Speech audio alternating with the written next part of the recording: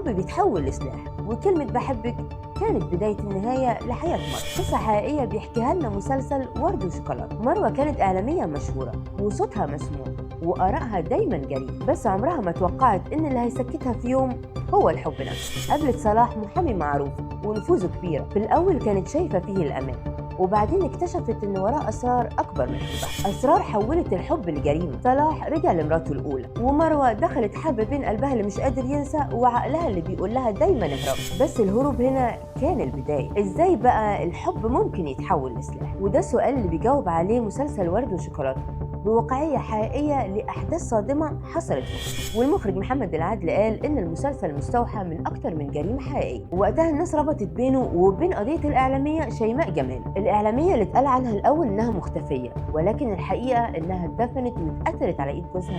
القصه ما كانتش عن الحب، كانت عن السلطه والغيره والخوف. تفتكروا الحب فعلا ممكن يقتل؟ هستنى ارائكم في الكومنتات.